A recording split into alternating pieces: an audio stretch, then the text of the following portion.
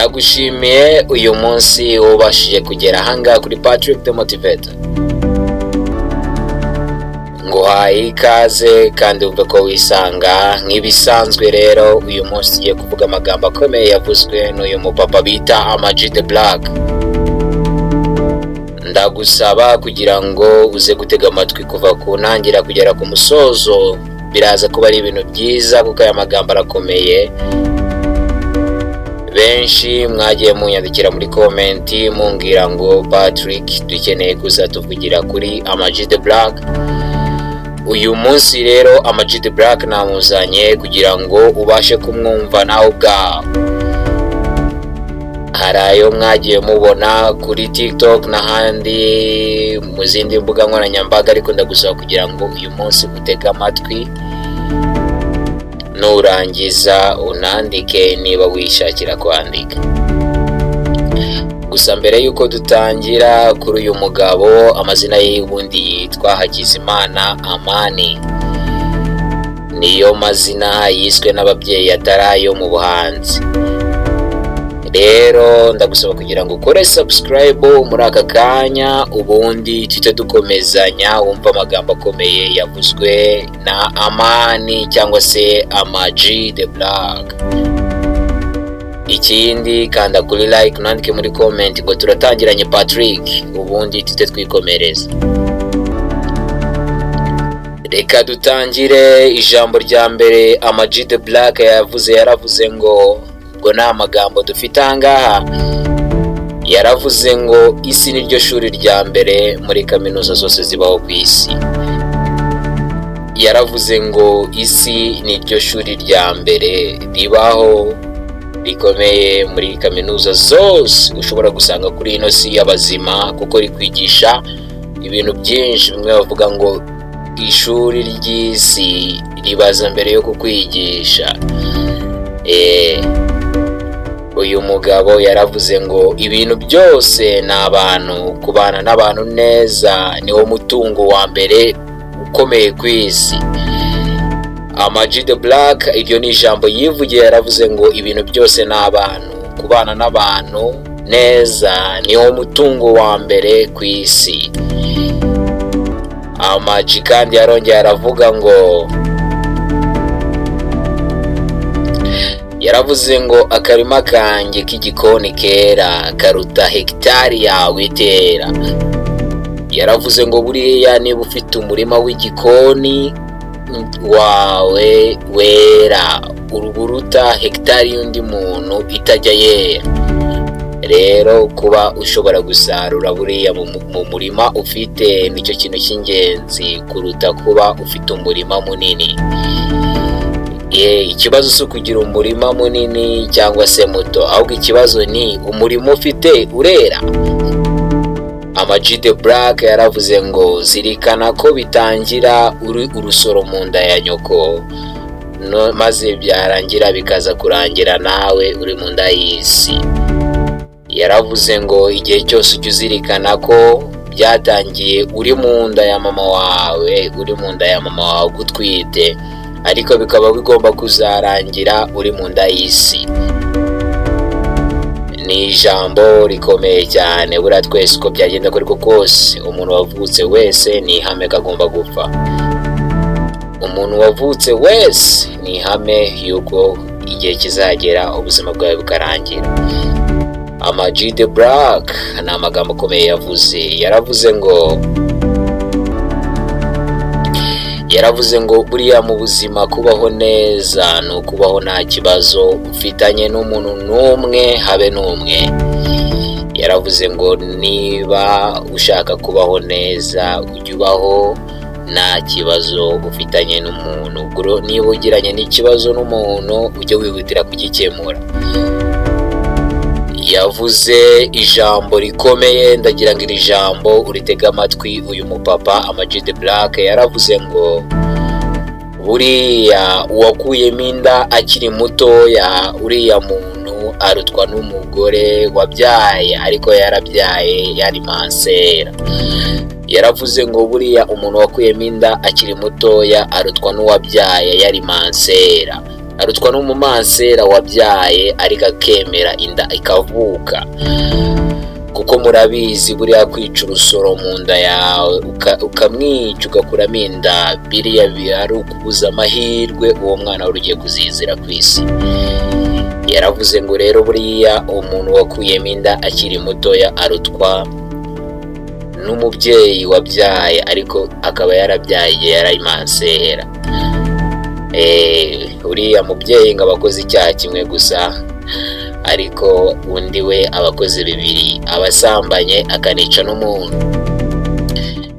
Irindi jambo uyu mupapa ndi kukubwira yaravuze ngo buriya inzozi zimeze nk'ibise by'umugore, ngo kuko umugore niwe wumva ibise wenyine, nta wundi muntu ushobora kumva ibise.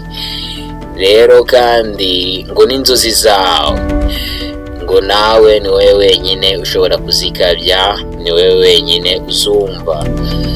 Ni nako inzozi zawe zimeze. Kandi koko nibyo, inzozi zawe nta muntu muzisangiye. Cyakoza inzozi zawe ushobora kuvamo umusaruro mwiza ukagira ingaruka nziza kuri buri wese, ariko inzozi zawe nta muntu muzisangiye. Ama-G The Black yaravuze ngo buriya biriya bavuga gukabya inzozi zitarimo imbogamizi ntabwo ibyo ngibyo bibaho. Yaravuze ngo buriya ntushobora gukabya inzozi muri ubu buzima utarigeze uhura n'imbogamizi na zimwe, ntabwo bibaho. Ni amagambo ya Ama-G The Black. Rero nuhura n'imbogamizi mu nzozi zawe uri kuziharanira, ujye umenya ko nyine ari ibintu bigomba kubaho. Ama-G The Black yaravuze ngo wabura ukurwaza ariko ntiwabura ugushyingura. Yaravuze ngo mu buzima ntago wabura ukurwaza, ariko wabura ukurwaza ariko ntago wabura umuntu ugushyingura. Yavuze ijambo rikomeye cyane. Ama-G The Black aravuga ngo nubwo igihe ari twe tugikoresha, nanone atari twe tugikoresha, bisaba ko ugiteta warangiza nyine ukanagikoresha neza. Yaravuze ngo nubwo igihe atari twe tugikoresha, bisaba ko ugitereta warangiza ukanagikoresha neza. Igihe ntago tugitegeka ariko nitwe tugikoresha, bisaba rero kugitereta kugira ngo ugikoreshe neza. Ni amagambo akomeye. Irindi jambo Ama-G The Black nakubwira yaravuze ngo rimwe igisenge kigeze kwishongora kuri fondasiyo kibagirwa ko ariyo gihagazeho. Ibi ngibi bimeze nka kumwe bavuga ngo umuntu yatemye ishami yari yicayeho. Ahangaha ni nka kwa kundi ushobora gusanga umuntu ari kugufasha, ubundi warangiza wowe ugatangira ukagerageza uburyo wamwishongoraho kandi ari we muntu ugufasha.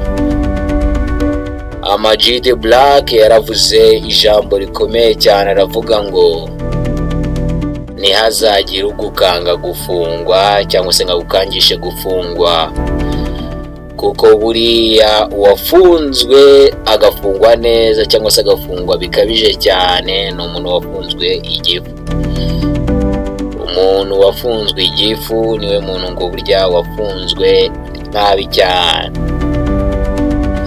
Ama-G The Black yavuze iri jambo rindi njya kukubwira. Yaravuze ngo buri wese ureba neza cyangwa se buri muntu wese ufite ubuzima buzima yumva mbese ari muzima, uwo muntu uwo ari we wese afite amafaranga yawe. Ama-G ngo umuntu wese ureba neza, uriya muntu muzima ufite ubuzima buzima buriya agufitiye amafaranga yawe. Ahubwo ikibazo nakubaza nshuti yanjye, uzayafata ryari, uzayamwaka ryari ko umuntu wese agufitiye amafaranga? panga igihe cyiza ugomba gufatira amafaranga yawe uyaka umuntu uwo ari we wese uhumeka ufite ubuzima buzima. Ama G The Black yaravuze ngo imirimo ibiri yananiye impyisi ariko ntabwo yigeze inanira umuntu. Yaravuze ngo imirimo ibiri yananiye impyisi ariko ntabwo yigeze inanira umuntu. Irindi jambo nakubwira, turacyari ku magambo ya Ama G The Black. Yaravuze ngo divorce ntizakubuze gukora ubukwe. Yaravuze ngo nubona umuntu wakoze divorce cyangwa se wakoze divorce ntibizakubuze kongera kuba wakishakira. Ibi bintu ngo ni ubwoba ushobora kugira bitewe. Ni nko kubona umuntu yagiye ku kazi agahiga bikanga, warangiza ukavuga ngo nanjye ntabwo ndi bujyeyo. Icyo gihe ushobora kwicwa n'inzara nyamara wari kugenda ukikorera akazi kawe. Yaravuze ngo buriya akamaro k'umutwe ni ugutekereza gusa, niko kamaro k'ibanze k'umutwe. Buriya umutwe umumaro wawo ntabwo ari ukwirirwa wikorera ibintu cyangwa se ukora ibindi bintu. Umumaro wawo ukomeye ni ugutekereza. Ama G The Black yavuze ijambo rikomeye rindi ndi kukubwira. Yaravuze ngo buriya urukundo rumeze nk'ibitotsi, urwisangamo utazi uko ururimo. Yaravuze ngo urukundo rumeze nk'ibitotsi, ubyisangamo, ubisanga wasinziriye, ntago wamenya ngo njye nasinziriye saa 12 zuzuye cyangwa se saa ngahe. Urukundo rero buriya narwo kuri Ama G The Black ngo ni ubwo buryo wisangamo. Wisanga wageze mu rukundo ntago umenya uko byagenze. Rero Ama G The Black yarongera aravuga ati hari abantu basenga baryarya Imana. Abo bantu ngiyo bari kuyisenga bayibwira ibintu byinshi nk'aho Imana ibitabizi, kandi burya ngo Imana ntabwo yibutswa kuko ntabwo Imana ari umuntu. Yaravuze ngo hari abantu basenga ariko bagasenga mu gusenga kwabo bakaba baryarya Imana, bakagenda bakayibwira ibintu byinshi nk'aho Imana ibitabizi, bakayibwira kandi burya ngo Imana ntabwo ari umuntu. Ntabwo rero yakwibagirwa, ntabwo iba igomba kwibutswa. Nuko rero nawe niba ujya usenga, ubundi buriya twakagombye gushima, naho gusaba byo Imana ibizi ibyo dushaka. Yavuze ijambo rikomeye cyane uyu mupapa ndi kukubwiraho Ama G The Black. Yaravuze ngo inshuti nziza ntizakuba hafi mu bibazo kurusha kwizaza mu bisubizo. Yaravuze ijambo rikomeye ndi kukubwira aka kanya. Yaravuze ngo inshuti nziza iteka ryose uzayibona mu bibazo iri hafi yawe kurusha uko uzayibona mu bisubizo. Ama G The Black yaravuze ngo abanzi bawe, yaravuze ngo nta mpamvu ufite yo kubana n'abanzi bawe, ariko nanone ntago bisobanuye ko nawe ugomba kubera umwanzi abanzi bawe. Ntago nawe bisobanuye ko ugomba kubagira abanzi kuri wowe. Wenda kuri bo wowe uri umwanzi, ariko wowe kuri wowe ntago biba bisobanuye ko niba umuntu akwanga nawe ugomba kumwanga. Ushobora kumenya uburyo umwitwaraho ukamushyira kure yawe, yego nibyo, ariko ntago bisobanuye ko nawe ugomba kubagira abanzi bawe. Ama G The Black yavuze ijambo rikomeye, aravuga ngo Imana yacu tuyibonera mu bikorwa idukorera buri munsi, umunsi ku munsi burya ngo tubona Imana yacu. Yaravuze ngo Imana ni umunsi ku munsi tugenda tuyibona mu bikorwa igenda idukorera. nibyo waciyemo uno munsi wabonyemo Imana, ibyo uzacamo ejo nibyo waciyemo, Imana ifitemo uruhare rwayo. Ama G The Black yaravuze ngo umuntu si inyama n'amaraso cyangwa se n'amagufwa, ahubwo umuntu ni ikibyihishemo. Yaravuze ngo umuntu si inyama n'amaraso n'amagufwa, oya, ahubwo umuntu ni ikibyihishemo, ni ikiyihishe inyuma y'ayo maraso ndetse n'ayo magufwa ndetse n'izo nyama.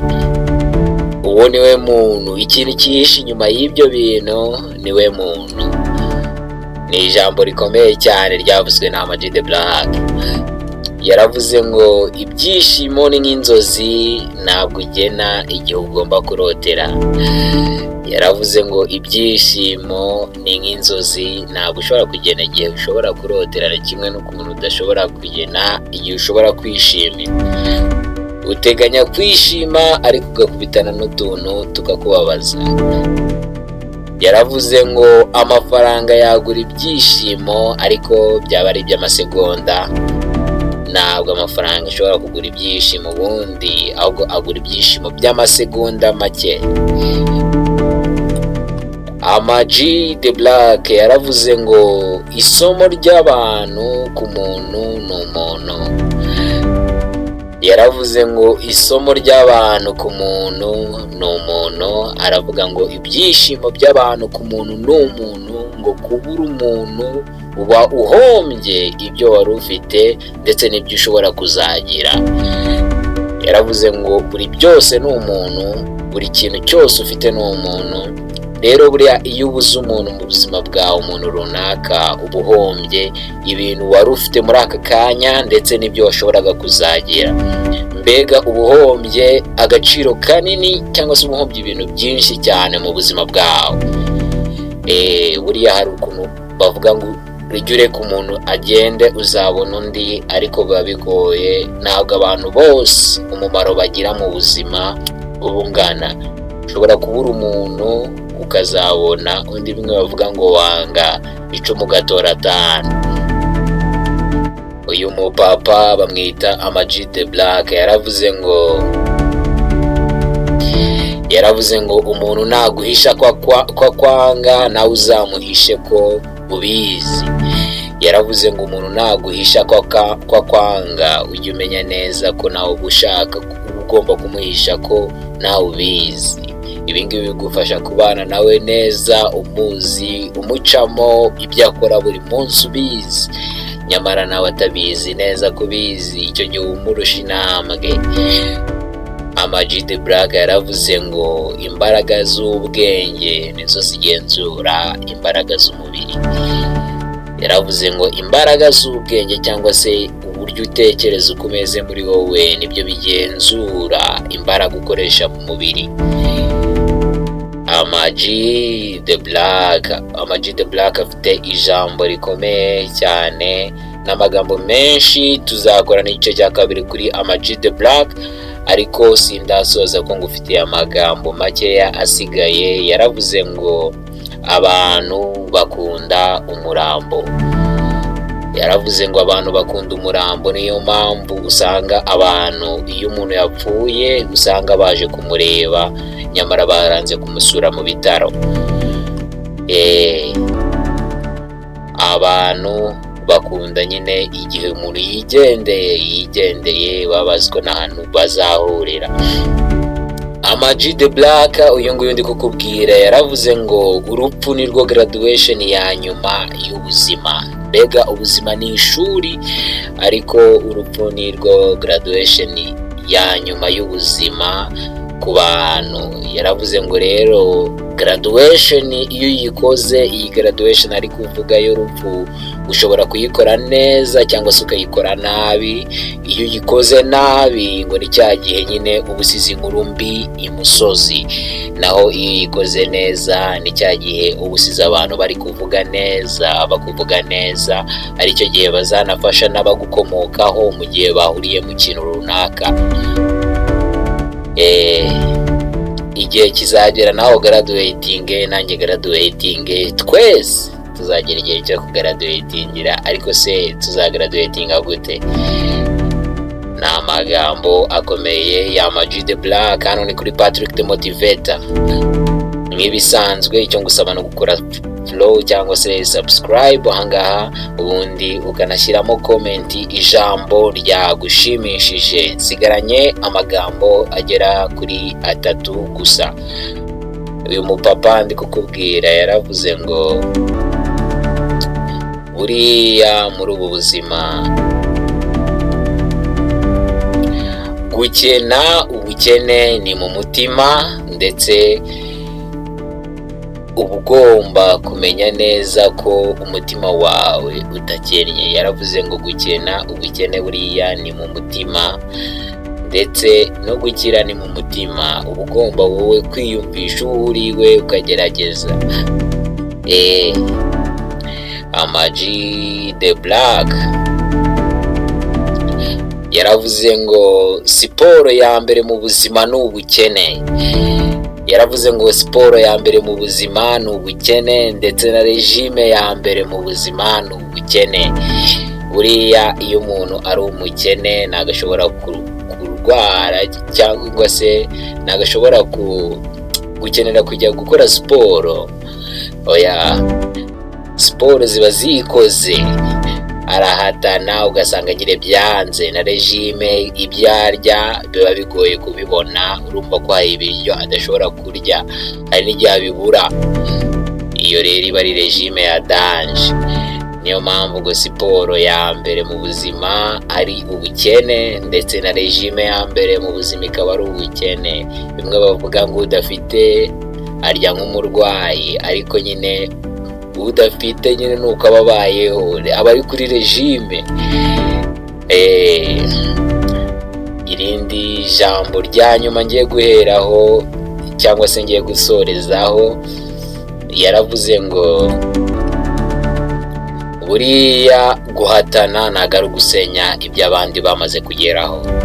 Yaravuze ngo guhatana muri ubu buzima ntago ari kugenda ngo usenye ibyo Patrick yagezeho, ibyo undi muntu yagezeho. Guhatana ni ugukora ibyawe ukamenya neza ko ibyawe uri kubikora mu buryo bwiza, ariko ntusenye iby'abandi bagezeho. Amagambo akomeye ya Ama G The Black. Ndagushimiye rero kuba wabanye nanjye kuri uyu munsi, kuri aya magambo meza yavuzwe na Ama G The Black. Ndagusaba kugira ngo ukore subscribe niba wari ukiri kubitekerezaho, ubundi dukomeze twibanire iminsi kugenda yicumacuma. Mwibutsa ko dufite na TikTok, ubangange gukora na channel yo kuri WhatsApp nzaberekeramo ibintu byose nagiye nshyiraho kugira ngo bijye bitabageraho umunsi ku munsi, ubundi dukomeze twibanire. Ndagushimiye cyane. Njye ndi Patrick. Icyo ngusaba no gukora subscribe, ndetse ukanazajya ushyiriraho ako ka like kuko karamfasha kananyereka ko ibintu bimeze neza. Comment zanyu ni ingenzi kuko nizo mba nashingiyeho uyu munsi kugira ngo ngire ibyo nkora.